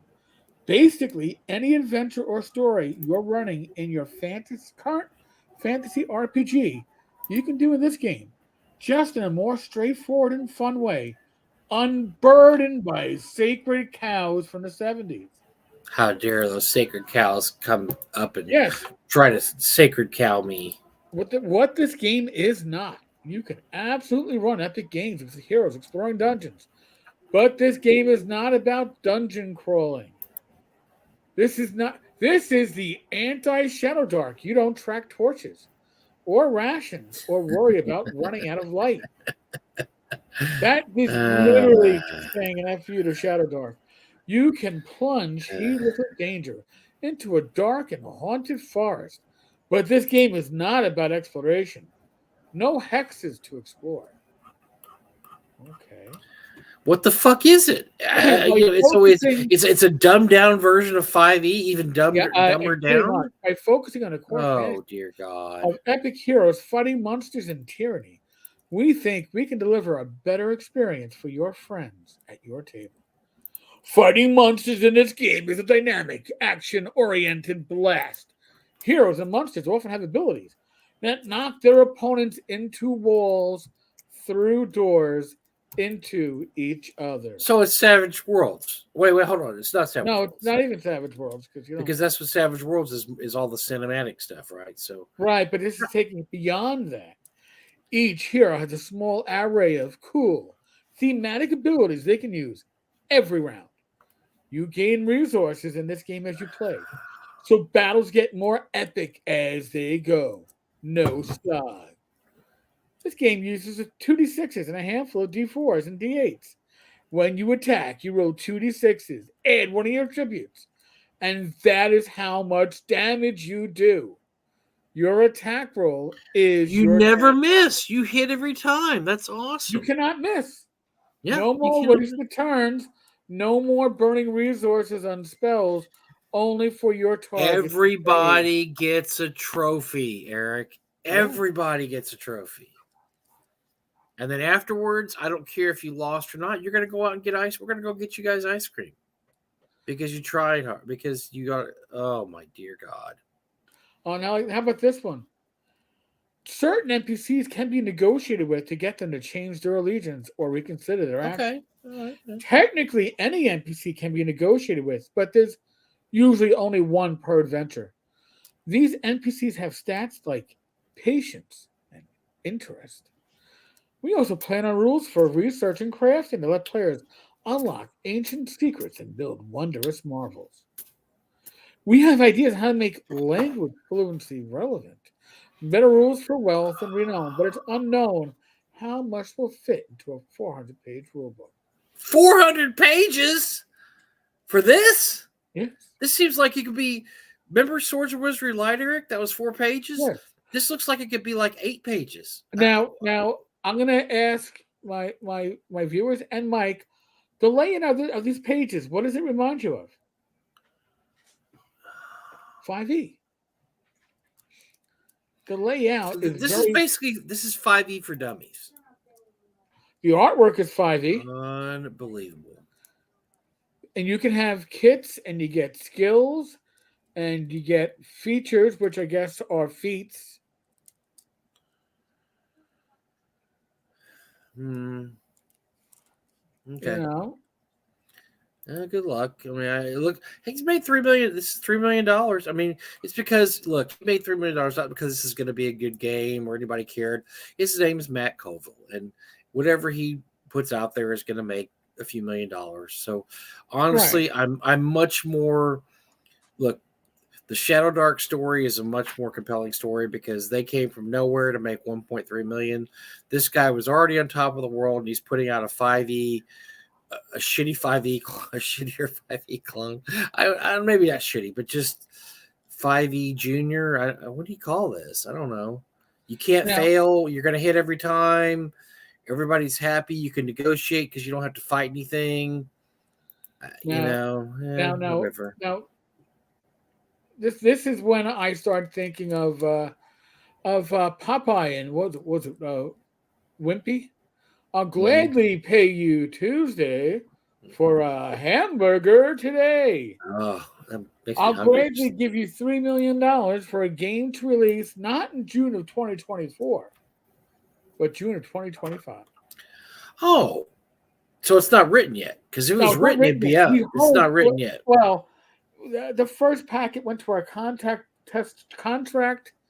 testers back in August. And we're hoping that they have a playtest packet for second quarter of 2024. Let me explain how this works, Eric, because I'm going to explain how this works. Every Kickstarter is late. The only ones that aren't late are we have some friends like Jeff Delaney and Greg Gillespie, whatever, that sometimes they'll be a few weeks late. This is not going to come out when it says. They just don't. I mean, they're always very optimistic about dates. By the time that comes out, half the people that bought it won't care anymore. They're interested in it now. They're looking at it now, thinking this is pretty cool. Fast forward 2 years. Yep. They are not going to care about this. So they're basically, all these people are buying a game they're not going to play. And here's the interesting thing. They were obviously knocking Shadow Dark prior. We intend to publish this game under an open license, probably something like the Shadow Dark license. Oh, okay. Because we want you. Yeah. We want you. So the PDF is 40. If you want the PDF with the monsters at 65. So. Wow. Okay, look. It just doesn't appeal. It doesn't appeal to me. Maybe you like this or whatever. Oh, yeah, Terry said what I wanted to say. His schlock doesn't even come close to playable Shadow Dark. I wouldn't call it schlock. I mean, the guy's got some talent. He's not completely untalented. But like I said, the fatal flaw with this is when you have something with this huge a lead time, people get antsy. Look at the people that bought Shadow Dark was supposed to be out in August, but because of because of shipping issues, it's not out yet. The fans are really antsy about that. Can you imagine how antsy these fans are going to be, Eric? In the next 2 years? Because I guarantee you, Eric, look, if I'm wrong, we'll think of something funny for me to do if I'm wrong. I don't know. I'll shave my chest or something. I don't know. But this is not going to come out in June of 2005. Sorry. It's just not. Every Kickstarter is late. They're just all late. That's just what happens. Because shipping from China and this and that, it's just always, or you're Satine Phoenix, and you don't pay your employees. I mean, who knows why? But it's just not going to come out. It's not going to come out in June. What did it say? June of 2025? Yeah. Okay, I'm going to say right now, I'm going to say optimistically Christmas 2025. Yeah. Or late that fall, maybe. So we're talking 2 years. 2 years. That's a long time to have to wait for Kickstarter. It's a long lead time. Now, back in the day, that's what used to happen because nobody had anything written. It would take that long, and that's how I know that when people finally get this, they're not going to care because that's what happened all the time back in the day, Eric. But look, ask anybody that got Memorial Tomb finally after 7 years if they care anymore. You know what I did with mine, right? It went right on the shelf, unopened. I went ooh ah. And put it on the shelf. I've moved on. So, Rob Banks, I read the MCDM game is Colville's Fantasy Heartbreak 4E D&D. Wow. Well, then he can reach out to somebody on the naughty list, Zach Smith, because Zach likes Brady, didn't he? I don't like to bag on Matt. I think he's a success story. He really is a success story. He built up an audience, and then I think everybody was taken by surprise when he did Strongholds and how great that did. I think it's a success story, but man, this just seems like milking the cow. It's nothing about this game interests me or appeals to me, Eric. Okay, look, I'll give you an example. The other night when Douglas Cole was on your show last Friday. Yep. I thought it sounded. I wanted to get that item. It sounded interesting and cool. Yeah. Okay, I know it's been published before, but it's never been published for OSE. He was doing it for OSE. I'm interested in it. There's not one single thing here that interests me about this game. Now I'm going to also say that I'm probably not the target audience at all. I'm absolutely not the target audience here. But it doesn't interest me. Nothing about this interests me. No. There's cards. What are the cards for? I don't know. I see cards here. I don't like the artwork. I don't like the maps. I think the maps. I don't like any of this. Well, you know what? Nothing about this project interests me. Stretch goal's been hit. They're going to do a unique VTT, their very own VTT for this. Okay. Yeah, I mean this. Look. More power to him, and if he can make $3 million, which he's apparently going to make probably $6 million, because they got 3 weeks left and they're already at $3 million. But I wonder what is going to be are we going to be going to North Texas in 3 years, Eric? In June of 2026, and everybody's going to be, oh yeah, let's schedule some MCDM games. Is that actually going to be happening? Do you think? No. I'm going to give our own credit for this one. It's so dynamic when my 2D Pog moves over the 2D wooden fence, but we can say we broke it. Oh, boy. Also, Todd Zilla. The next MCDM Kickstarter will be Adventures B1, The Burning Wallet, and B2, The Harvest of Coins. You guys kill me. We have some witty guys out there, but yeah, it's adding B3, Bill and Dread. Like I said, I don't like to bag on Colville. I think he did some good work earlier, but this is one of those things. Like, okay, we always talk about this, Eric, and we talk about this a lot. Back when the Kickstarter world was young, all you had to do to have a successful Kickstarter was a good pitch, right? You didn't write anything. You had no artwork done. You did like the Wandering Wizard did.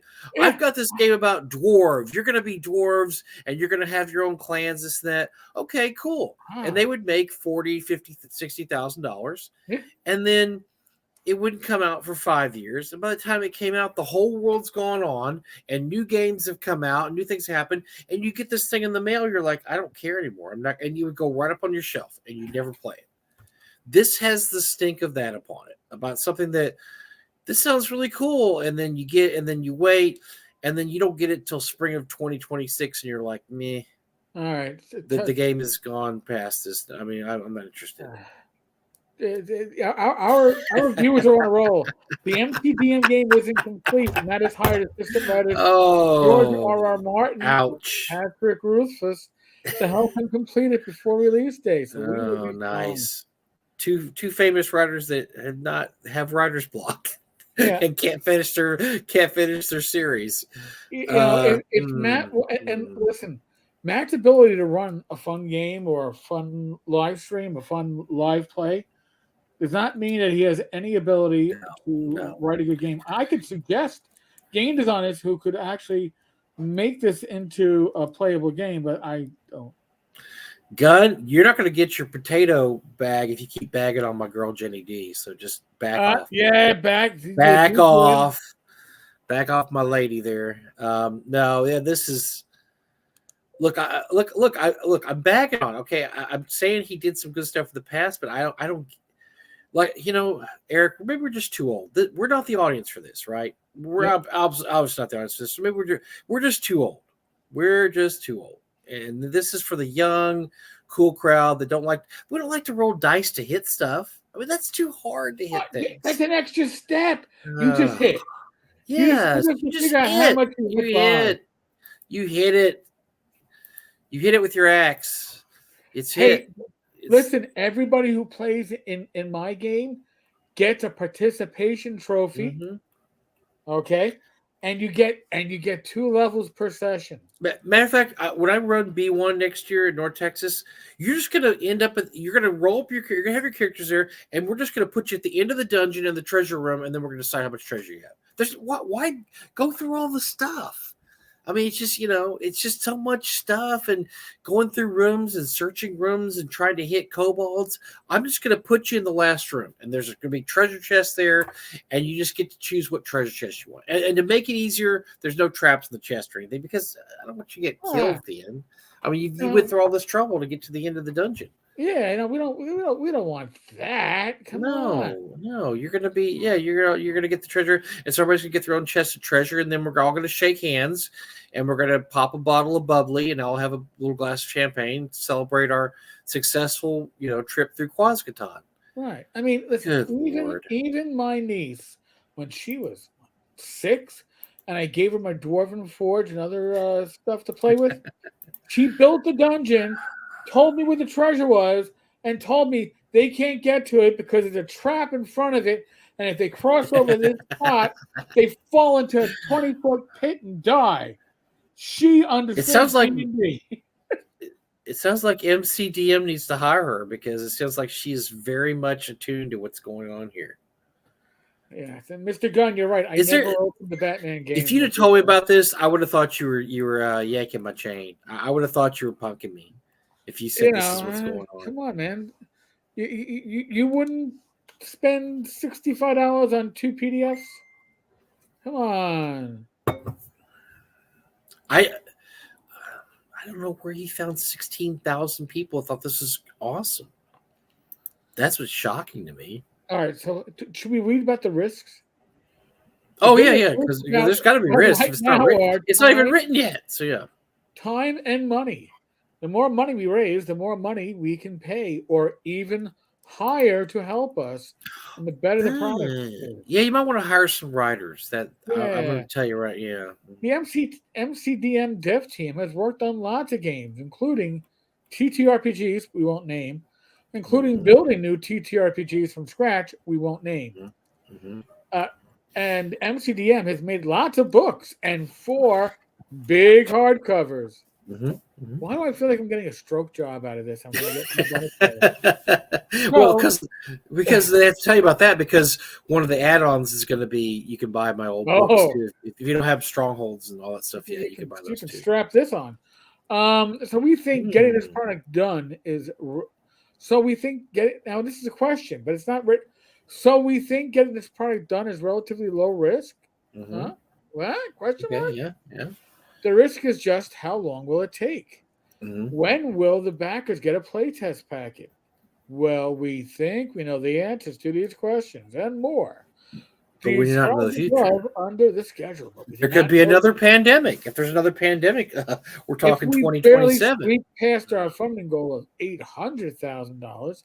Well, getting this game done on time will be a bigger challenge than if we blaze past it. By the way, this is a horrible paragraph. Whoever edited this, if this is the way the game is going to be written, you've just thrown good money after bad. I am sorry. Whatever else is true, presuming we fund, you'll be able to see where the money went in the funnel. Oh, just come on. The next biggest risk is just expectations. Oh, dear. Don't expect, in other words, don't expect too much. Right. We only have 2 years to do this. Back when the game was just an idea. For lots of folks who imagine our game as their perfect game. That's why we spend so much time in the video talking about the core rules, about classes, and heroic resources, about negotiation and victories and recoveries, and your attack rolls, your damage rolls, stuff that's already working and unlikely to change. So we're sure there will be things in this game that annoy you. There are things in every game we've loved, well, games more complex than, say, banger code names that annoy us, but that's just the normal process of game development. This is our flagship RPG, and it will have lots of rules. 400 pages. Surely something here will annoy you. It just probably won't be the same thing that annoys another player. So in other words, let me translate that last two paragraphs.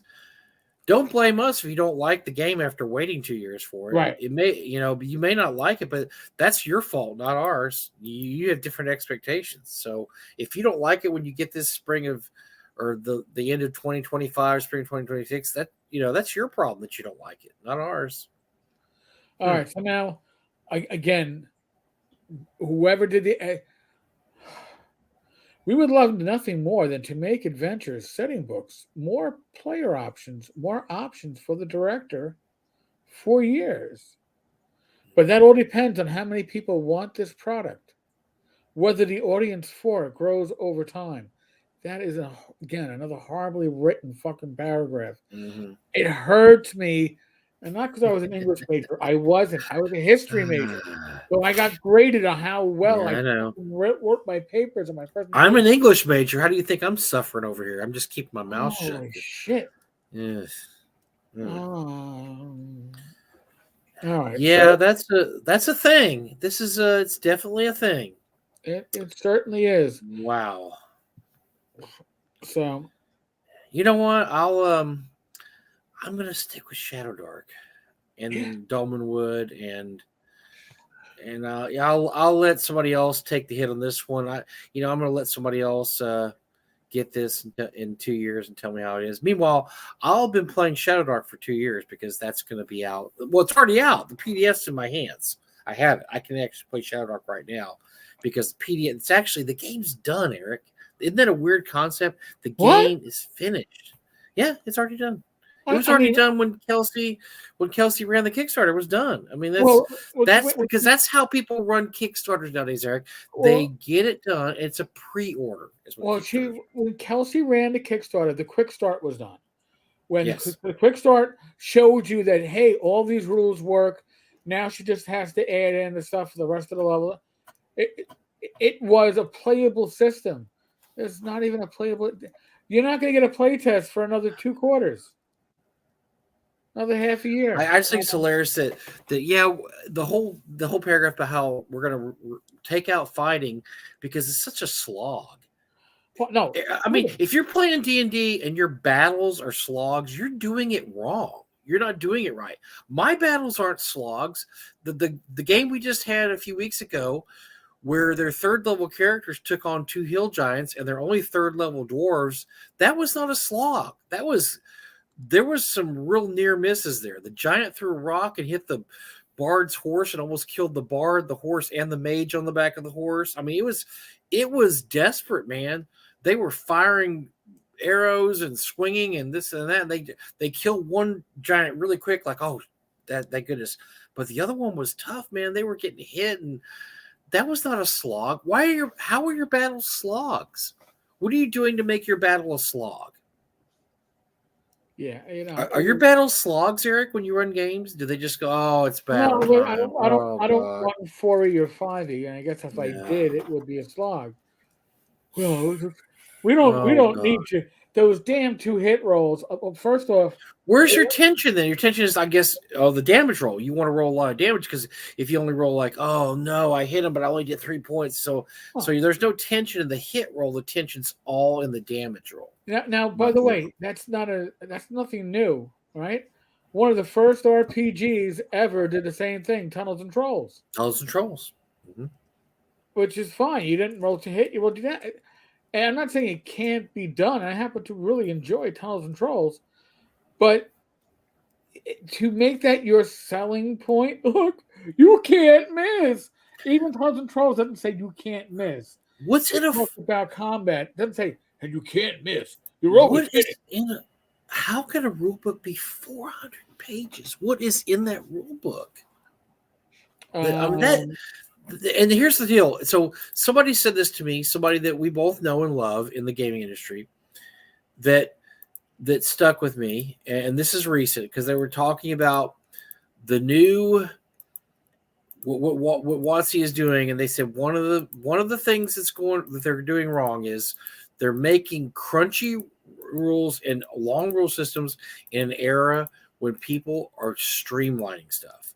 Look at all the stuff coming out now. OSC, Shadow Dark, Tales of the Valiant. I mean, these are all streamlined systems. Why? Because everything that went crunchy with 3 and Pathfinder is now going the other direction. Even Pathfinder is not as crunchy anymore. Everything is saying people like to sit down. They like to start playing. They want streamlined rules. They want to get after it. But we have these people that are brave enough to say, nope, we're going to make this really crunchy. You know what? It's going to be 400 pages long. I'm going to give a lot of credit here to Boone Flyer because he makes a very good point. I'm assuming you're a guy. Maybe MCDM is for fans of his show who don't own 5e or any prior edition. Good. That's actually very very spot on. And they want to recreate that environment that they're seeing at the table, which isn't about a campaign.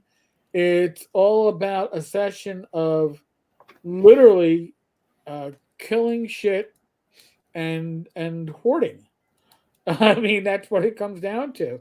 And becoming more and more uber. And the fact that, you start out as heroes. You are heroes. You already... and don't worry about that old school stuff, like, I don't know, hit points. No, I mean, like don't worry about the old school stuff like a character dying. Don't worry about the old school stuff like lights, food. That's all. Don't worry about it. You don't need to know it. Hexes. There's no hexes. We just go from combat to combat. So, but yeah, somebody who wants the I don't know. So here's the 5e Monster Manual. Pretty good sized book. Yeah. This book is only 300 pages long. It's going to be 100 more pages than the gigantic 5e Monster Manual. I don't get it. Maybe the print's really big, so you can see it. Well, then I'd be happy because, I like big print because I don't like to have to squint. So maybe the print's going to be really big. So, okay, maybe I will be on board with this. Maybe I can read it, and I'll be all excited because I can actually read it. Todzilla, I do hate to criticize Colville because he's no longer a guy on YouTube talking RPGs and more of an industry figure. It's like when a great punk band goes mainstream. Laugh out loud, don't hate the player. I hate the game. That's fine. Look but what I've got here. you know, when you're a punk band, and listen, I was a huge Ramones fan, and I grew up in New York City. I went to a lot of local small ass concerts, saw a lot of bands that were coming up. Um, when you do go to a certain level, there is a certain loss, and Yes. um, this could be Look, that loss. I don't know. here we go. Swords and Wizardry. This is the new hardback. You want to know how many pages we're looking at here, Eric? 200. 140 pages. You can adventure for the rest of your life with these rules right here. Swords and Wizardry rules. 140 pages. I don't know what 400 pages is going to have. Well, it looks like from the examples I've seen here, lots of 2-page spreads of characters and stuff. Yeah. There's tons of new 2-page spreads. Joe Block. I don't see anything wrong with having a book written before kickstarting it. Heaven forbid. No. But give me $3 million. You're cheating. You're cheating doing that, Joe. You're cheating by writing your book before you publish it.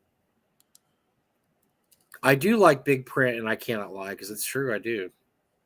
Thank you, guys. Well, that was a thing. Oh boy! It's just look. I know we're bagging on Matt, yeah, but we're punching up because he's up here. He's way probably up. Not punching down. We're punching way up, but I've seen this happen before. And when you have these giant lead times between when you finance your Kickstarter to when you put your Kickstarter out, especially when you have so many unknowns. And this happened to a lot of people during COVID because nobody knew COVID was going to happen. So they were all expecting to get their Kickstarter, date X. Well, then all of a sudden China shut down. So date X became date X plus 6 months, then it became date X plus 8 months, then it became date X plus a year. I mean, look, Frog God had something of ours getting stuck in that mess where it was in China and come across. And so there is so many variables here when you're talking this far out, when you're talking games, especially when none of it's written, or some of it's written, obviously, but a lot of it's not written yet. And it's just the unfinished product. You could have all kinds of stuff happen. I mean, I know this sounds morbid, but you could have people pass away, and then and then what are you going to do? Start over? Yes, it has. Right, publishing. Was it? Not Threads of Gossamer, but it was basically a rewrite of the Amber RPG. Yes, I remember. Yes, diceless RPG. And before it could fulfill, the creative passed. I mean, that shit does happen. I mean, this is just like I said. I've just seen this happen with something this far out, and the expectations are everybody's all excited about it now. How excited is everybody going to be in a year? How about 2 years? How excited is anybody going to be? Is it the comment section going to be one of those ugly comment section where everybody's like, "Where's my stuff? Where's my stuff? Where's my stuff?" And then it gets ugly and uglier and uglier.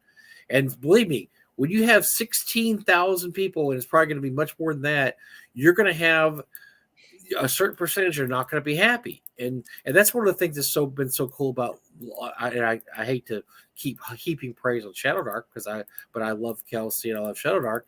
Is that you look on their pages and nobody's upset about anything because first of all, everybody has the PDF. They have the rules in their hand. They're just waiting for the physical copy. So they're not upset about anything. They're just like, man, I can't wait to get my physical copy. But they're all positive and happy. That's her comment section. What do you think this comment section is going to look like in 2 years when he says, June? Oh, hold on. We're busy making videos, right?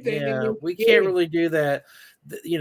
How do you think that? Look, have you ever seen the comment section of George R.R. Martin? Oh my, get to work on your book, you fat son of a blankety blank blank. That's pretty much his comment sections now, because every time he does something else, hey, I saw that you were on certain convention last month. Why don't you take some time and write your damn book? I mean, that's what it's going to look like on Colville's pages once things are a little late, or I mean, his track record's pretty good. He's come out with everything he says he's going to come out with. So I mean, I don't it's not that I don't think it's not going to come out. Here's my issue, and listen, I'll mention a friend of mine, James Raggy. James put out a date for his ref book that was never a ludicrous date years ago.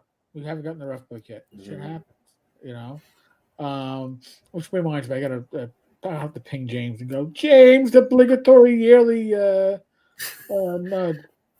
It's been quite a few years with Jay. You know, he thought he was being facetious and funny by saying, "Oh, it'll be out by 6 years or 5 years or whatever." It was, yeah, there we are. So, T. Taylor and Mike, this is the currency that I like to get.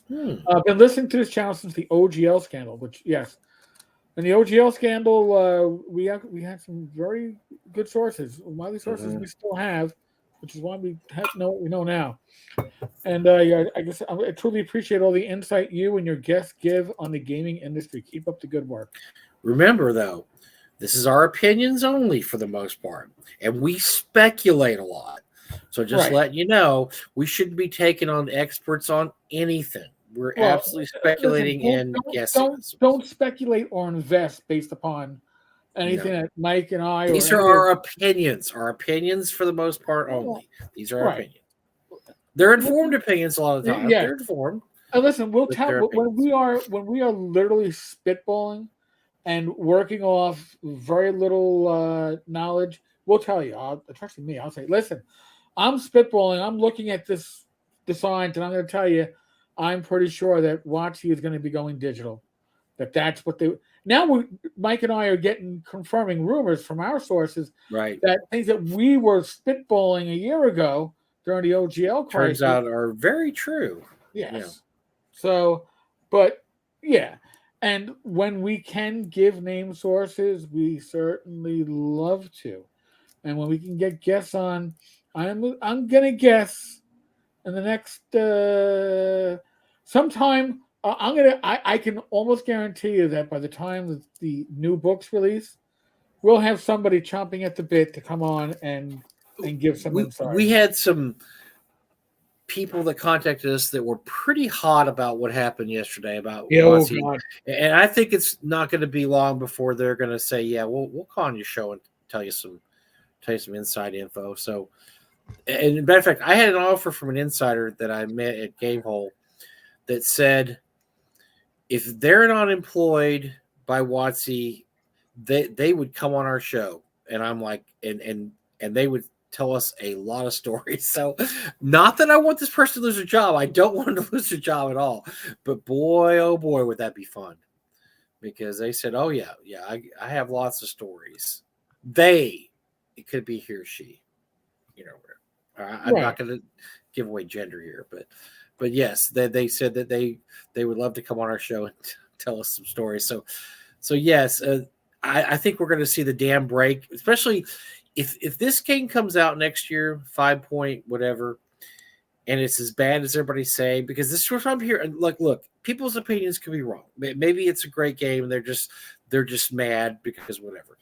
But if this game comes out next year and it's bad as everybody thinks, I think you're going to see some people come on record after that. Because at that point, there's no reason to fear anything about WotC. They're going to be like, well, WotC, they just put out a crappy game. I don't care what they think. And so we should be able to get a lot of confirmation on stuff next year based on people saying, oh, yeah, I'll be on your show because this is just a train wreck I thought it was going to be. And I'm no longer employed by them, so I'm no longer under any obligation. I'm no longer employed by them, and it is a train wreck, and I don't care. And so, what do you need to know? Who do you need to know? Peter, scared by the bathroom at CBGB's. True story. Scarred by the bathroom. Went to see the Ramones with two of my friends. We were all 19, 20 at the time. My one friend went literally crowd surfing, stage diving, all that shit. And my other friend locked himself in the bathroom stall until the end of the show. Because I was the one going, there's so-and-so surfing and hidden in the bathroom. Were they scared or were they just had some issues with their stomach or problems? No, they were. It was The scene, the scene back then at the small clubs, places like L'Amour's, CBGB's. Mm. There would be nights when, yeah, it could get raucous. I got you. It's like It was bikers CBGB's. out Yeah, that's fighting. a yeah. Yeah, You know. it's like, oh look, there's a fight breaking out. Uh Some like 2 dozen random people are beating the shit out of each other, and then God. throwing people into the crowd to Oh. surf the crowd, bloodied and But that Oh was boy. the scene back then. So yeah, Yeah. it's Especially some of the bands they used to have at CBGB's. Yeah, if you're gonna go see, the Clash or the Ramones, like, yeah, it's gonna get a little rough and a little crazy there. So yeah. So I mean, you're not seeing orchestral maneuvers in the dark at CBGB's. You're seeing, 80s bands. You're not seeing Culture Club with your boy George. Oh no. You're seeing some hardcore stuff usually. So yeah, it's gonna be wild there. Yeah. Wow, I did not know that. Boy, this MCDM, that was a nut kick for me. I did not know this was happening. This is just shocking. I almost can't say anything. Me speechless is a tough thing to get, but wow. Yep. Boone Flyer said to see so many people spending so much with so little research. Well, with little research, they could get something much better now for less. Even worse if they end up leaving the hobby. But between now and then, yeah, I mean that's the other thing too. Like, you don't know. Are you still going to be involved in gaming? Well, but here's the good part, though, Eric. Here's the good part. They're not going to just sit there and wait to play a game until this comes out. They're going to play other games. So maybe it's good for the hobby. Maybe you got these people that are like, yeah, I heard that Matt Koval's got this new game. I'd love to play it. And then they back it. They're like, oh, wait, it's not going to come out for 2 years. I'll go play Swords and Wizardry. Or maybe they'll play something else waiting for this. Excuse me. Good Lord. And when it comes out, they're like, oh, yeah, I don't care about that anymore. I'm playing Tales of the Valiant. Tales of the Valiant's awesome. Or I'm playing Shadow Dark. I didn't even know about Shadow Dark. Shadow Dark's so cool. I'm playing Shadow Dark. So, maybe this will bring people. Look, it's like the Starbucks effect. Once again, maybe this will bring people into the hobby who are fans of Matt Colville and fans of his show and this and that. But then in the end, they'll stick around and do other things because, it's like you ever go to like one of those big festivals where like there's like 20 bands or something, and the big bands always put at the end, which I always thought was kind of a mistake because here's the problem with that. By the time the big bands come on, you've been in the sun all day, you've been drinking beer, you've already seen 6 bands. There was a big festival in Dallas. It was called it used to be in the summer, but it was really hot. It was called I can't remember, but it was all during the 80s. And they'd always end up with a band like Van Halen or Sammy Hagar or some big band. We always left like 4 hours in because we already saw 4 bands. It's hot. We're sweaty. We're miserable. We've been drinking beer all day. We're like, do you want to stick around for Van Halen? I've seen Van Halen before. Yeah, I have too. God, let's just get out of here and go have a hamburger. And we just leave. We've been, because we've been there since like 8 a.m. and it's like 3 p.m. We're like, we're not sitting around to 8 at night to see Van Halen. I mean, we've already seen a bunch of girls topless, and we drank a bunch of beer, and it's been hot. And that's kind of what I'm getting out of this is like, by the time you get to the finish line, everybody's like, yeah, we've already been playing like 6 other games. What's and let me tell you something else. Can you imagine if somebody saw what was going on here and put out their own version of this before it even came out? Now that would be hilarious. Ooh. If they said, hey, I like their ideas, I'm going to put out my own game based on Matt Colville's game, but it's going to come out next year and it's going to be the same kind of game.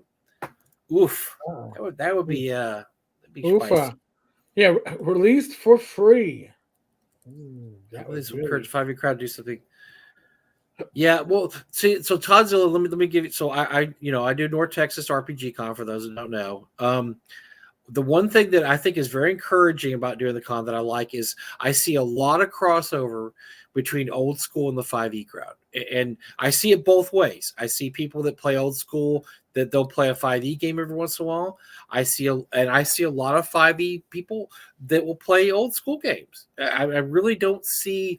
It doesn't appear to be the big edition war that earlier editions were, where I will never play 3e because I play 2e. I see a lot of people going back and forth on that. So I think it will help because, look, I personally know. I'll give you an example. OSC. If you ever go to their pages, it's pretty much equally divided, and we've talked about this before, equally divided between people who love BX, who played BX back in the 80s, because OSC is basically a BX clone, and love the simplicity of the game, and they just like the layout of OSC, and 5e people that were playing 5e and just it was missing something, like that's too easy and you don't die enough, and rolling up characters takes forever, and so you see this really is pretty evenly mixed between X5e players and old school guys, and they get along pretty well because they're all there for one thing, which is to have fun and play a game that's a little different than 5e. So I think I don't worry about people that play 5e. There are people that play 5e that won't play anything else. Believe me, I have a friend of a friend.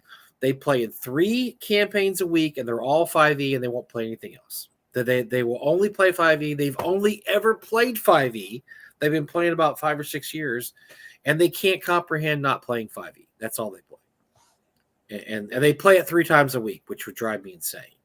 I mean, I could see playing D&D one day and Call of Cthulhu one day, and then Gamma World one day. Okay, I could do that. 3. Right. I couldn't play in 3 different D&D campaigns in 1 week. Sorry. Wow. Damn, Mike, we had more content than we thought we were going to have today. We did. Yeah, we got a good live crew. Get Greg Christopher to make a clone. There we go. Let's get Greg. Greg could have a clone out in 2 hours? In 2 weeks. He has a job. He could do it in 2 weeks. He could have a clone of MCDM out, and it would be better than this. Yes. But we won't say that. I mean, just like his Dark Sun's going to be the only Dark Sun that ever comes out, because WotC's pretty much gone on record as saying they'll never re-release Dark Sun because they admit it's one of the most popular IPs. Slavery. It has slavery in it. We can't do slavery. So yes. It's got climate change.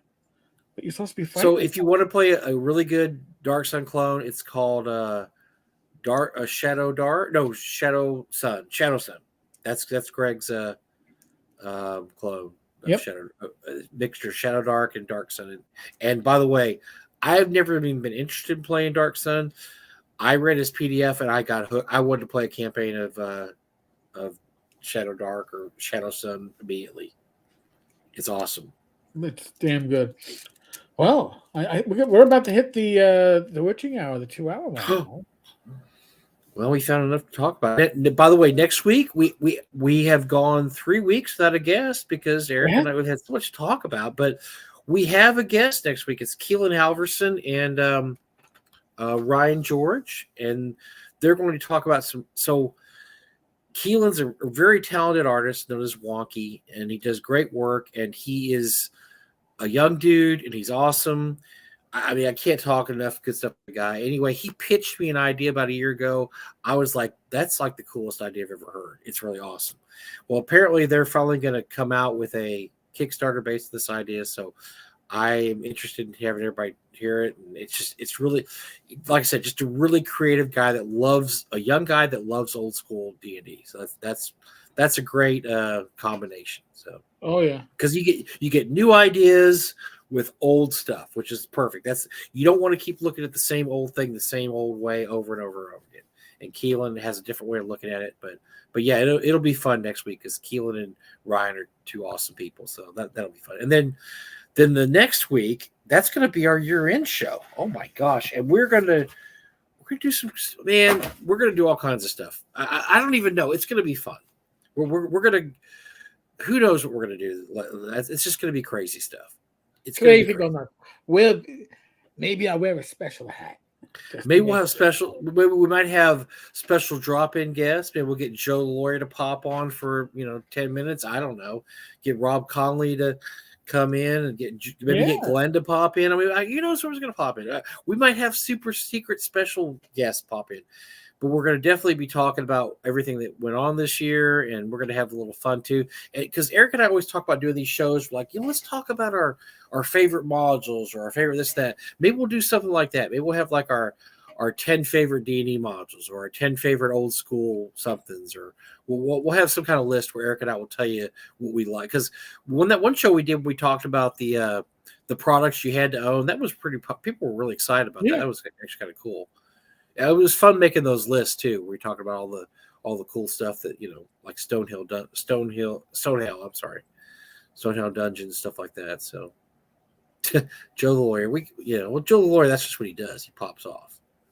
Pops on the pop. He's got to drop a deuce. Mm-hmm.